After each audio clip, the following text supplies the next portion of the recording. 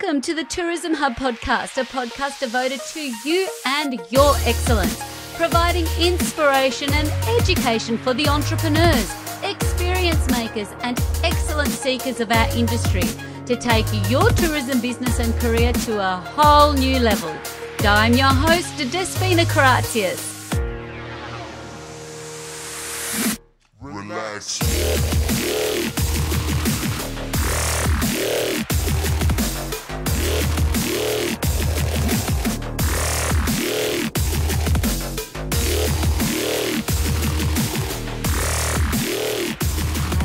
Very excited to have such a special guest with me today, sitting opposite in the very heart of Melbourne City.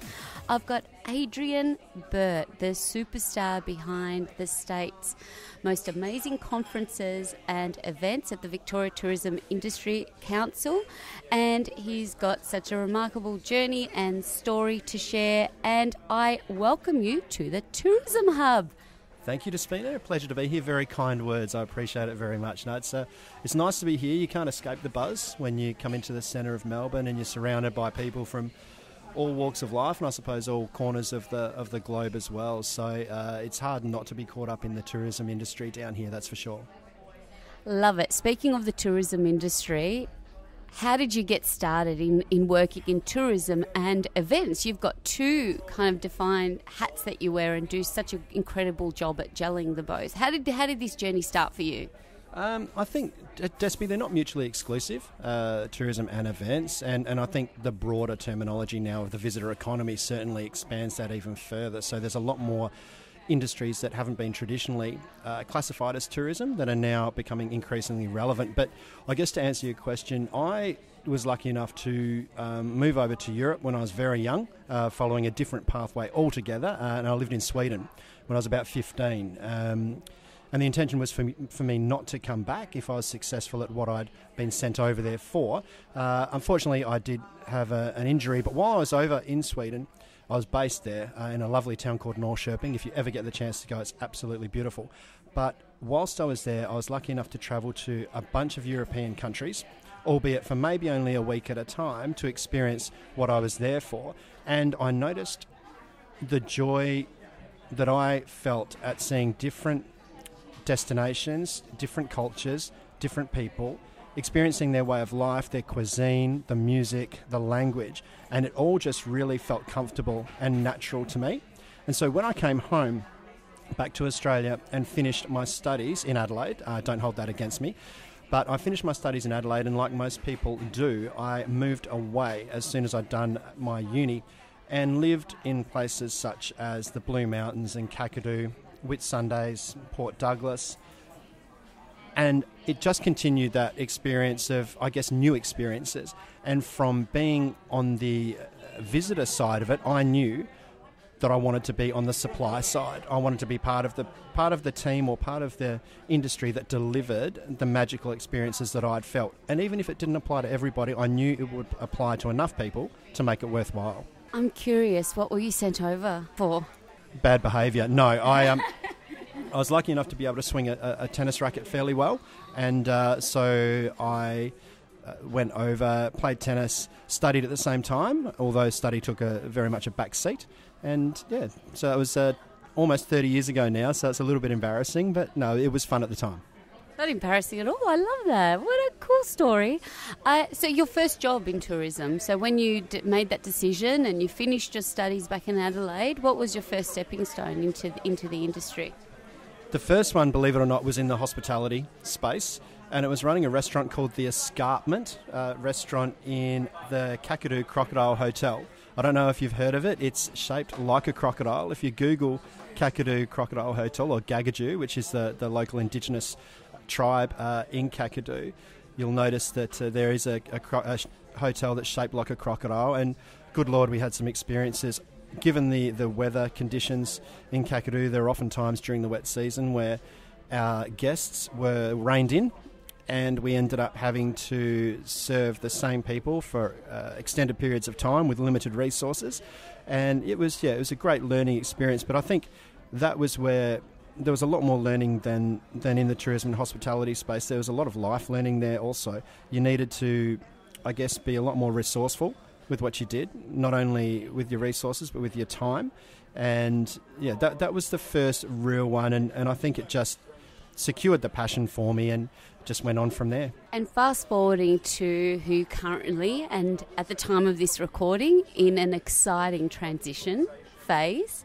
So your big why in choosing VTIC a few years ago now, in choosing VTIC, I guess at the present, your big why and your way forward from here.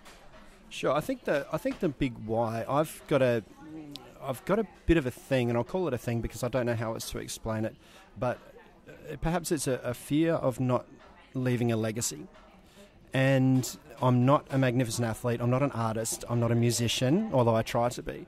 And one of the things that appealed to me so much about VTIC was the opportunity to impact and assist people's businesses. And for those who know a little bit about VTIC, we're around about 1,100 members strong, and the majority of those members are small businesses. So the help and the time we spend with those small businesses, the resources that we provide for them, the training, the events, the networking, the things that they couldn't possibly do by themselves are what keeps me going. So it is that opportunity to impact, in a positive sense, people's businesses. And for those people that are in small business, that's impacting their livelihood. And I find that really rewarding. It's a challenge sometimes in the not-for-profit space. Make no secret about that, and anyone will tell you, because there is a lot of, red tape, a lot of steps you have to go through to achieve that goal. But when we deliver something like the tourism conference, or even just a networking event, or drop in to a mum and dad operation somewhere in, Echuca, sit down for 45 minutes, have a coffee, and leave with that person feeling better about their business, with a smile on their face, just because you've listened or imparted one or two pieces of assistance, then that makes it all worth it for me. I love that, and I have to say, you think you're not an artist. I've watched Adrian just deliver massive conferences with just the ease, just like the tennis players make it look easy when they're on the court and you don't realise the hard work that goes into it. I think you're exceptional at the way that you can put these together and be so calm and cool and collected, and I think that's artistry. So with VTIC, and I guess over the span of your career, if you take us to a time where it wasn't, I guess, a challenging time, where, call it failure, call it a learning curve, call it a turning point that changed the course of your career and your direction, is there something that comes to mind in the pathway of AB? There definitely is, Despy. I think there's sort of two stages to that question, and both, I guess, experiences or incidents are separated by a few years. The biggest challenge or the failure, and it essentially was in a role that I had previous to joining VTIC with a company that specialised in sports travel. I was lucky enough to host the majority of the tours that we took our valued guests on, and one of those tours was to the 2010 FIFA World Cup finals in South Africa. We were over there for approximately a month, myself, one of the directors of the company, hosting the tour of 153 people. I hadn't attended South African site inspections, I hadn't seen all the properties, and I'd relied on feedback from one or two other people within the business who had been there. And unfortunately, halfway through the tour, and you can imagine those tours are quite tiring. You're up and about. We had 7 days in Cape Town, 7 days in Durban, a few days in Kruger, and some days outside Johannesburg. So everyone was pretty exhausted. And we rolled into, I guess you'd call it a game reserve at about midnight one night. No one could find it. The bus drivers couldn't find it. We were on dust roads. The temperature was about -2. We rolled into the place, and only to find that the accommodation was actually shared. So people that didn't or only knew each other by virtue of being on the tour actually were forced to share accommodation. And you can imagine when they're tired, dusty, freezing cold, water in the pipes is frozen so they can't get a hot shower. There's no food available and the bar's shut. It was not a pleasant place to be. It got to the point where we were getting threatened with physical violence, and we just had to stand up and say, listen, we'll cop it, but we're not going to do it now. 8 o'clock in the morning, have a sleep, come back, and let's deal with it then. Some people did still have a crack at 8 o'clock the next morning, but I think the majority had stepped back and realised through getting to know us for the first couple of weeks that, you know, it wouldn't have been something we did intentionally, and we just had to mend those bridges, I suppose. So that was the learning out of that one, was simply to ensure that you double, triple check everything, and it can't happen every time. It can't, and that's human nature. But when it's such an important experience, and again, it's taking a step back and putting yourself in the shoes of the visitor and making sure that everything you would expect you are providing. And that's what we hadn't done in that case. As far as the biggest turnaround learning, as you know, I was lucky enough to experience a course called Melbourne Tourism Industry Leadership Program, which I think has dropped the industry now. I think it's just called Melbourne Tourism Leadership Program. Fantastic, literally life-changing experience over the year of 2015, I think I did it. But one of the exercises we did, and it was very confronting, was where we tried to establish our values or realign our values or actually recognise them. And what I found was that at the age of 40, through this challenging exercise, I was actually living the values of my parents. There's nothing wrong with that. But unless you make a conscious decision to look at your values, then I don't believe, anyway, it's my opinion, that you'll never actually be comfortable and confident 100% in your decisions and be able to stand beside them with all the conviction that you need to. That exercise, and I did it with a now good friend, Andrew Wilson, but we went through it as partners, and it was, as I said, very confrontational, but by the time we'd whittled it down to the 6 values that I held closest to my heart and to my head, they were quite different from the ones that I had originally chosen. And that was when I realised, and there's nothing wrong with it, with having the values of your parents, where else are you going to get them from? But at some point you need to have your own. And so now I have them, and what that's allowed me to do, and this would have definitely assisted back in 2010, I now make decisions based on those values that I know are true to me. So whether they're right, wrong or indifferent, I can sleep at night. And that's no problem. If you fail, but you've done it with all the best intentions and what's right for you, and let's face it, it's not right for everybody. Your definition of honesty, Despy, could be different to mine. And that's just the world. But if it's comfortable for you and you're genuine, then you can't fail in what I believe now is the truest sense of the word. I love that. And it's so important. And I love that you said that as your aha moment, because we speak of values for our businesses and the corporate values, but we kind of neglect our personal values because it's such a good barometer when you're making those key decisions. It just helps. It makes things very clear. There's no procrastinating when you go, well, is this aligned with my values? Boom. That's exactly right, Despy. Corporate core values are a really interesting one for me since having done that. You can respect the corporate core values of a company, but a company should never try and force them onto a person to impact their behaviour.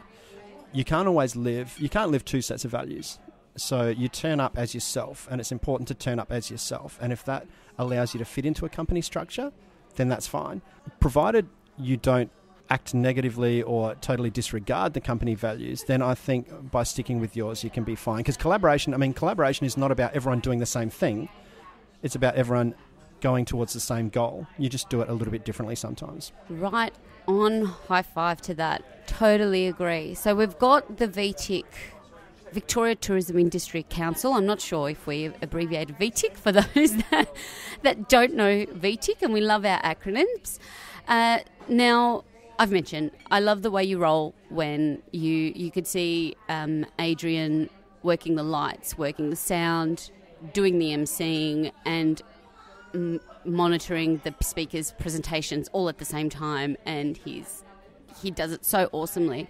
I just wanted to tap into some of the gold of just your strategies in being able to manage nerves when it comes to show day and everything being on your plate and on your, as the conference manager and organizer, to keep all the stakeholders happy and all the other little bits rolling. Anything you'd like to share with us? That's a big question, but I'll try my best. I think I mentioned a little bit earlier about turning up as you, and you'll be found out one way or the other whether you're good enough or whether you're not, or whether you're appropriate or whether you're not. A lot of people who know me will know that I write things exactly the same as I speak them, And that's not always what people want to read. But for me, that's always how you're going to get it. And that applies to exactly how I look after conferences. You set your theme, and we'll get to that in a little minute, but you set your theme, you grab your values, you package them together, and then you go out and start looking for people. And it's literally a matter of asking them to deliver what you expect of them, managing their expectations as aligned with yours, and then turning up as yourself all the way through the process. And I know it's an old saying, but eating that elephant one chunk at a time.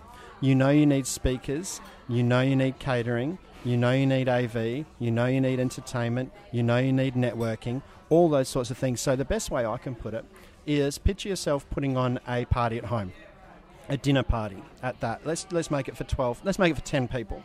Putting on a dinner party for 10 people, all of those elements need to apply, maybe minus the guest speakers.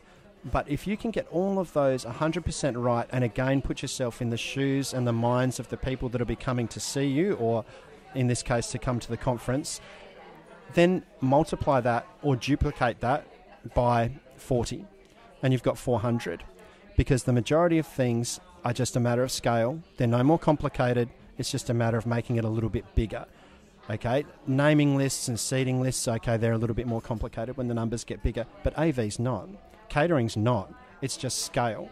So the difficulty, the most difficulty with organising a conference, in my opinion, is literally ensuring that the speakers you get align with the theme you've developed, which matches the expectations that you have on yourself as far as delivering to your audience. And if those three things align, and I know I'm saying align a lot, but sorry, I'll come up with another word. But if those three things all match up, then I believe you'll have a successful event. With regards to confidence in maybe standing up and speaking or hosting certain things, I feel like everyone's got it. They just don't necessarily tap in.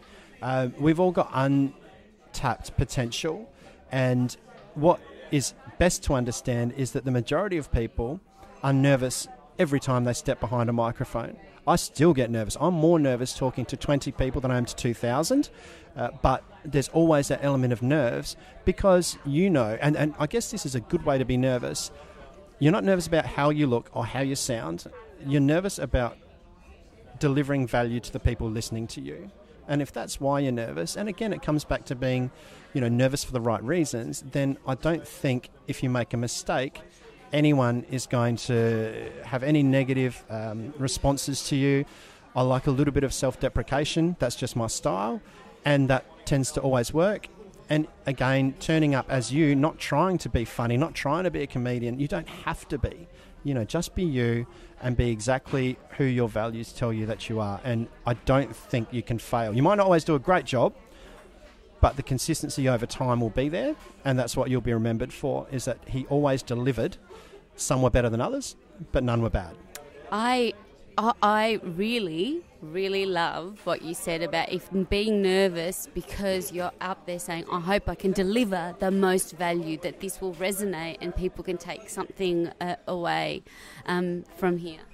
I think one of the biggest things about event managers, Despi, and certainly not those that I work closely with, but I've experienced them. I started event management for a company based in Port Douglas, which was a national company where we delivered a lot of incentive programs throughout Australia and overseas, and I was lucky enough to deliver the galas. We used to do 3 or 4 galas night after night per program, and so you got to know a lot of people around the country and the world who run events, and what I found was that the best ones were in it for the clients. The ones that weren't so good wanted the spotlight. I like being in the shadows. I'm happy to sit at the AV desk for 2 days and never be seen, provided that the people that are seen are doing what they need to do.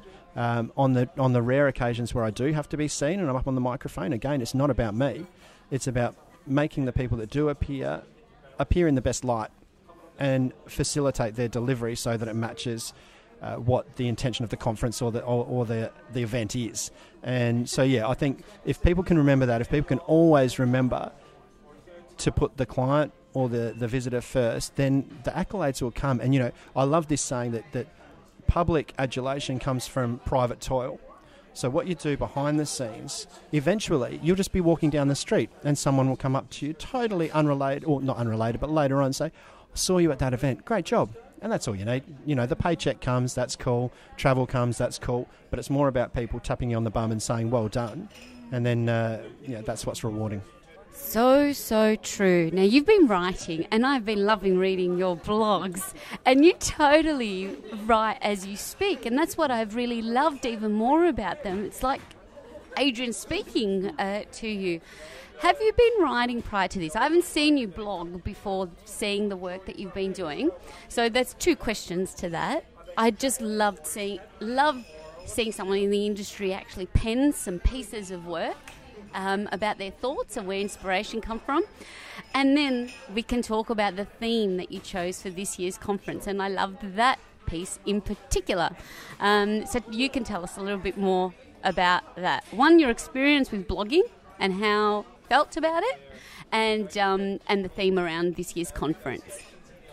Sure. I think with regards to the blogging, no, I haven't got experience. This is really where it starts. We've engaged other people to do it in the past. What I've always liked writing, but it's mainly letters or cards to my wife or all those sorts of things. And I love thinking about what you write so the person who's reading it gets the best experience. And whether that's a Valentine's Day card to Jodie, my wife, a birthday card to my daughter, or a blog for the conference, it doesn't matter. But to that, what I found was that, in my opinion, tourism sometimes took itself a little bit too seriously, and it tried to sanitize what is most important in the industry, and that's the people and the characters. And so I've decided that by writing these blogs ourselves and by making them not cheeky, but just, and maybe not even irreverent, but just not totally clean, not totally sanitized, and more to the majority of our audience, where they might have a little chuckle, they might have a laugh, or they might have their own aha moment that will entice them at the end of the day to come to the event and experience it. So I've enjoyed writing them. The last one I think was released a couple of weeks ago now, and the responses have been really good, and so far people have appreciated the fact that we're speaking to them as fellow operators, not as, I guess, from our ivory tower, so to speak. And I'm not suggesting that was the case in the past, but I certainly can tell you that the feedback has been a lot better. So I'm enjoying it, and I think it'll be something that no matter where I work from now on, I'll continue to do, and maybe even delve into a little bit of the private blogging as well. Again, it's not about what I'm doing. It's about adding value to anyone who reads it. And no matter what you do, whether it's a Facebook post, whether it's a tweet, whether it's a blog, if you can read it before you hit send or before you hit post and genuinely say, I believe someone will get something out of this, hit post.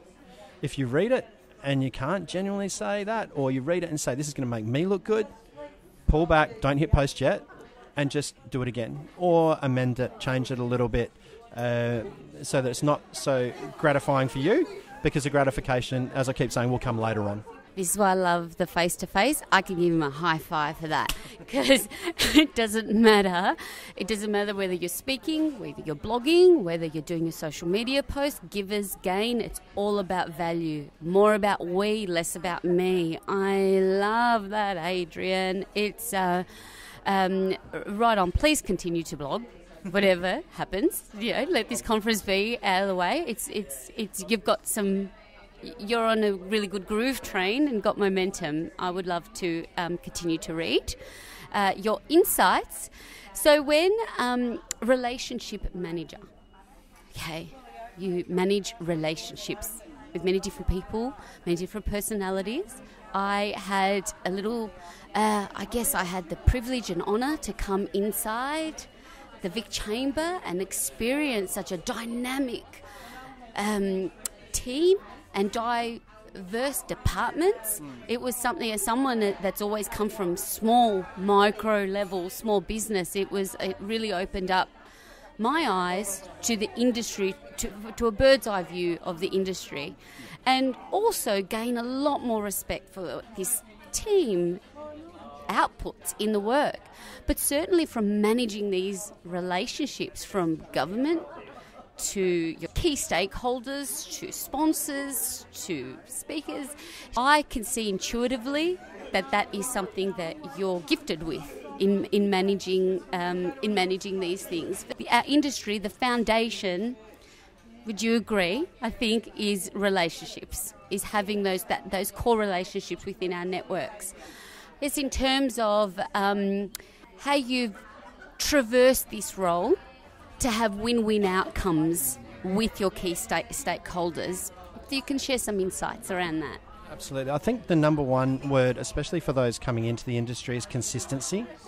If you turn up as a different person, people always say, okay, a lot of people say that, you act differently in a boardroom as compared to a bar, or you should present differently to a CEO than you should to the handyman or the cleaner or whoever.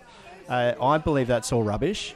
I think that if you are consistent in your behaviour and your level of respect and, abide by certain things, Mum used to say it all the time, we've got 2 eyes, 2 ears, 1 mouth, use them in that ratio. So only 20% of the time you're talking, the other 80% you're watching. Yeah, that's right. The other 80% you're watching or listening.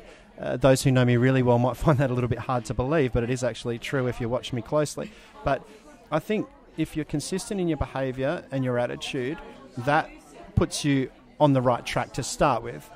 Once you've got that consistency sorted out and you've aligned it with your values, then you can start looking at the people you're speaking to, research them, and remember that what you see, hopefully, is their consistent behaviour too. Because there's nothing worse than being found out when you behave one way professionally and then someone sees you at a private function or out on the weekend and you're a totally different person. It doesn't apply to you, it applies to everybody. And so what I've found is that if you treat everyone with the same level of respect, research them, their achievements, what they're doing now, why they're doing what they're doing now, then every time you have an interaction with them, you'll be able to take value from it. And I know I've mentioned a lot about only doing things that are going to add value to other people's experiences. But when you're building your network and working in relationships, not every situation is going to be one that you necessarily want to be in.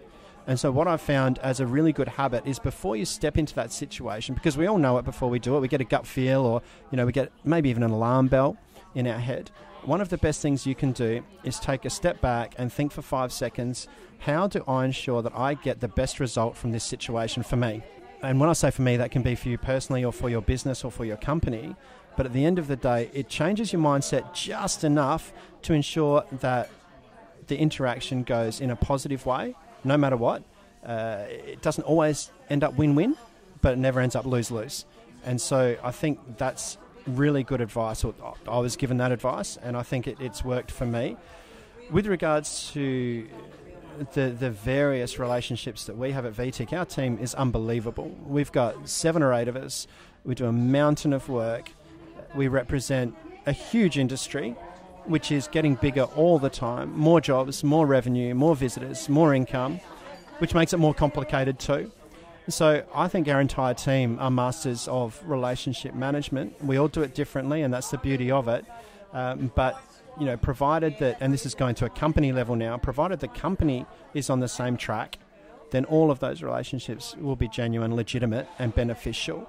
And if everyone knows where you stand, they'll come to you knowing what to expect. What are 3 reasons why every tourism event, visitor experience maker in Victoria and beyond should come and experience this conference in 2017? And the dates in 24th of July. You can confirm that. So why should everybody that's vested or wants to get into or wants to learn more, wants to be inspired, why should they come? 24th and 25th of July this year, Desby at Flemington Racecourse, which is going to be an amazing venue. We're out there this week just having a chat, organising some more things that's going to be brilliant. The 3 main reasons for me, and I'll keep it as simple as possible, the network. The industry is built on the network. I said it before, it's built on the people. The people provide the products, but they're also partially the product themselves, especially in the smaller businesses. So the more you can learn from people in your industry, the better. We'll learn things during this conference that can improve people's business and don't require mega budget. That's really important. It's a broad audience, a really diverse audience that attends this event. So a lot of our information does need to be high level. But at the same time, we need to be able to deliver takeaways or outcomes for smaller, medium and large businesses that don't require massive budgets to incorporate an improvement or a change in style or something that just keeps them fresh. And that leads to the third one. Times are changing. I mean, they are really changing. And it's time to keep up or be left behind. There's a lot of talk, social media, digital media, yes. The combination, though, is so vital of the face-to-face along with that. So how do you marry the two together? You know, we've got a session on driverless cars. I have arguments with people about this all the time because I don't think they're as close as they actually are. I've been told differently, and we've got an expert to come in and prove it. How's that going to change? What's that going to do for car parks, for property footprints, for ride sharing, for tour guides, for all the amount of new information? We've got the guys from Facebook coming down to tell us how that's all going to look in the future. Start thinking videos for everything. It doesn't have to be professional, it doesn't have to be amazing like your production, Despy. It just has to be there. There's a lot of information about the new. We're also introduced to some new people as well, some key leaders in our industry here in Victoria. A new General Manager of Consumer Affairs for Visit Victoria is coming down. First time we'll get to meet her, and a bunch of other new people. So those three things, I think, the networking, learn the things that you can do that don't require huge amounts of cash or capital, and the fact that times are changing and we're going to try and help you keep up with them. And so aligned with lights, camera, action, with the theme.